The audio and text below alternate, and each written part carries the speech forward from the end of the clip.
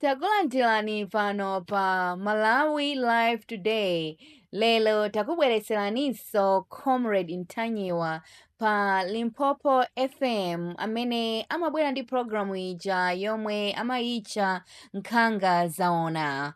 Takhani pompo timvetsere kuti wayankhula chani.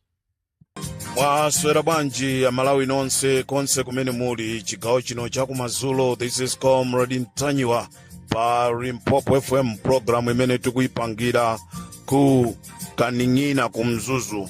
Programu imene tikuipangira ku Kaning'ina kumzuzu kumene tiri kufuna kuona Alaiton Mangochi.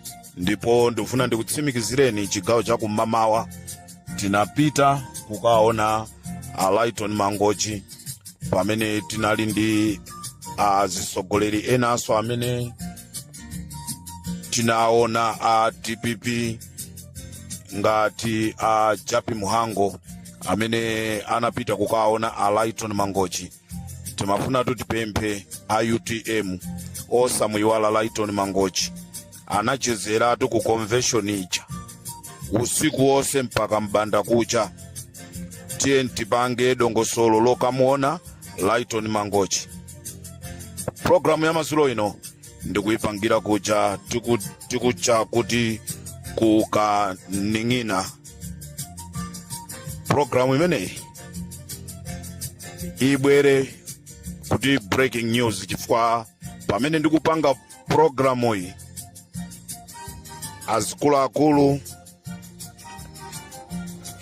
azikuluakulu a polisi akumanirana. Ndikunena pano kuli meeting imene akumanirana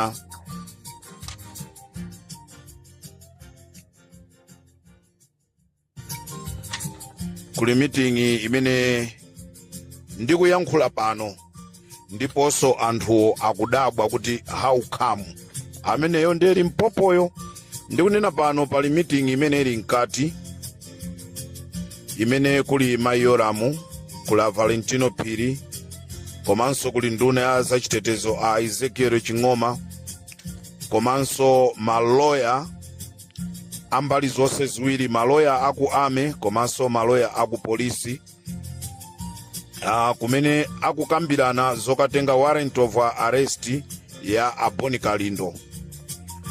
Koma nkhani imene ikuvuta ndiyonena kuti afuna akambirana za malamulo. Kodi malamulo a dziko la Malawi okhuzana ndi military amatichani? Military ntchito yawo ndi kuteteza nzika, kuteteza ziko. Ndiye nkhani zimene tikuziyambazi zikugwirizana ndi kuteteza ziko ngati ife a military. Ndikunena pano ena akuthamanga ndi mapepala onena kuti atenge warrant of arrest. Nkutheka usiku omwe uno tikhonza kumva kunena kuti mwina Aboni Kalindo atenga, komanso nkutheka kunena kuti mawa timva kuti Aboni Kalindo amangidwa. Zokambiranazi zinayamba lachisanu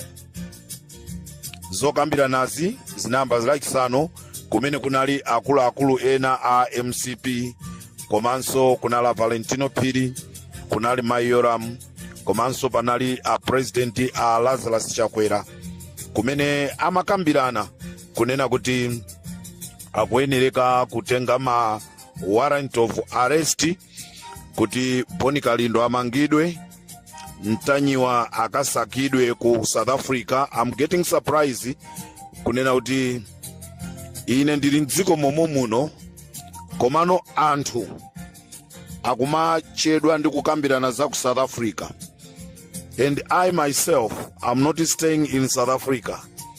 Kumene ndimagwirira ntchito ine ndi ku Namibia kumene nakhazikika. Komano ndikudabwa kunena kuti anthu nthawi zonse akamatchula zosaka amatchula za ku South Africa. So never mind, ndi mmene akuganizira. Ndiye ndofuna ndikutsimikizireni kunena kuti programu ija yofuna kuthana ndi ma-activist ndi imene mwayiona Malawi. Lighton Mangochi amangidwa, nkhani zake kuzifufuza sizikuziwika bwino, kunena kwake akuti amanga anamtukwana Lazarus Chakwera. Komano ndikalowa ma audios, ndikapita ma audios onse a Lighton Mangochi, sindikuona pamene president wa dziko watukwanidwa, akuti anatukwananso Anabelo Tembo. Sindikuona pena paliponse pamene pakuonesa audio ya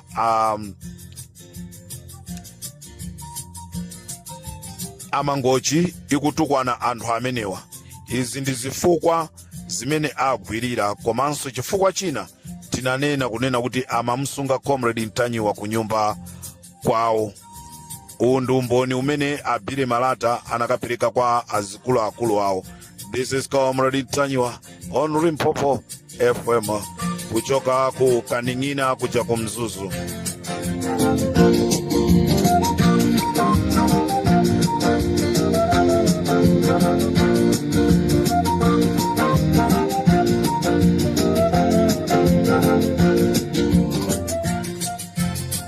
Amalawi, nkhani imene yavuta kwambiri ndi nkhani yonena kuti akuti Comrade Ntanyiwa, Comrade Ntanyiwa, nkhani ndiyonena kuti akuti milandu imene Comrade Ntanyiwa ngati angapeze amange ndi ya treason, komanso mlandu umene Boni Kalindo amange ndi wa treason, komanso mlandu wa Bakiri Muluzi ndi wa treason.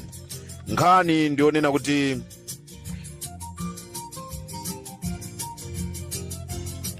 akunena kuti milandu yomwe agwirizana ndi ya treason, akuti anthu atatuwa akupanga undermine chitetezo cha dziko poulula zakatangale zomwe Valentino Phiri anachita pokuba ndalama 38 miliyoni ndi kanthu.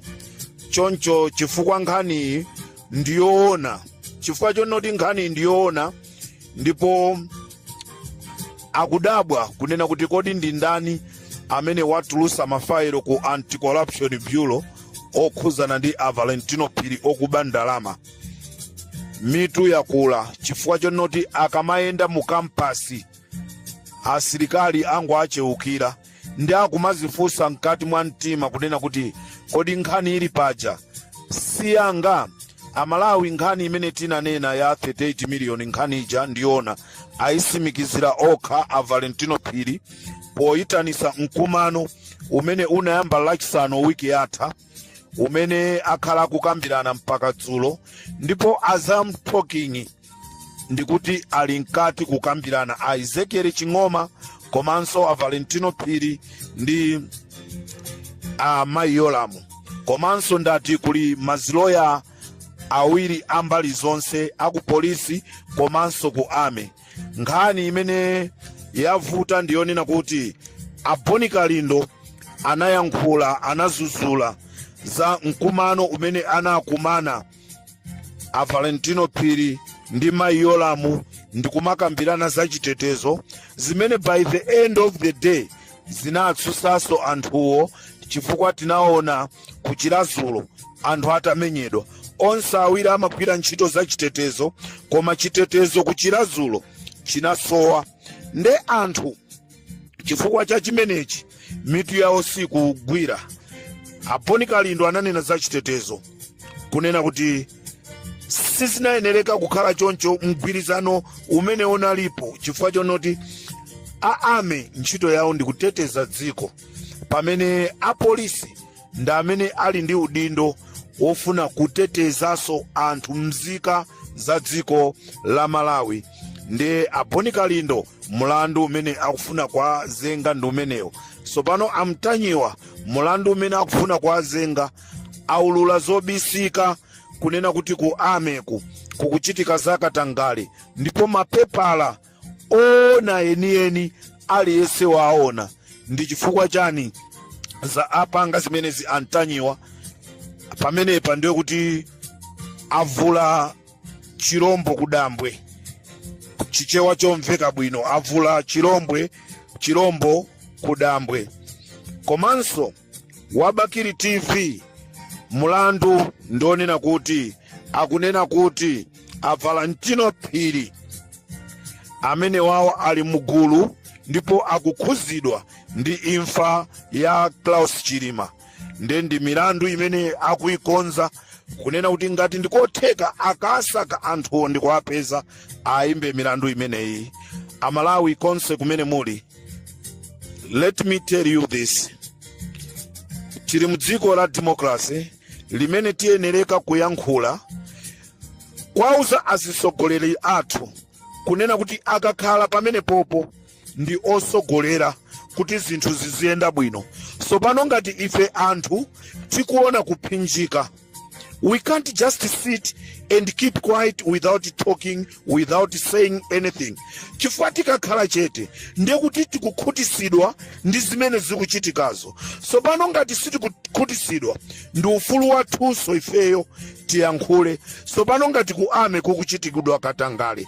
Mwachisanzo ndili ndi nkhani imene ndifuna ndibwere nayo ya ku prison imene katundu wagulisidwa. Ndiye ndikufuna Valentino Phiri amayolamu nkhani imeneyi, if you are serious muitengeso serious. Mukamati saka ifeyo tikufunanso wamkulu wa ndende amene ndibwere nayo mmawa wakuchikwawa amene iso akatengedwe, chifukwa chonena kuti anthu ena akufuna kwabwino aku America apereka thandizo ku ndende yathu yakuchikwawa, koma katundu yonseja watengedwa ukwagulisidwa. Ndipo kumene wakagulisidwako ifeso tikukuziwa.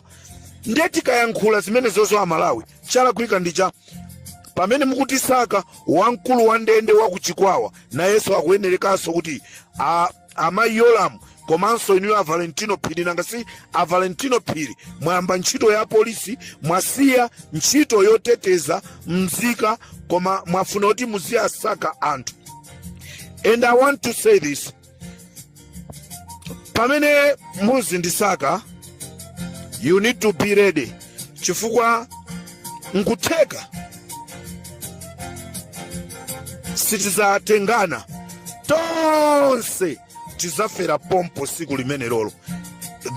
It's my assurance kunena kuti munthawi imene titi tizikumana ndiye kuti tonse tizafera pamenepo, sipazakhalaso wamoyo. And now I'm commanding Boni Kalindo kunena kuti with effect immediately Boni Kalindo ndodo ikuyenerekaso kutuluka. This is Comrade Ntanywa on Limpopo FM.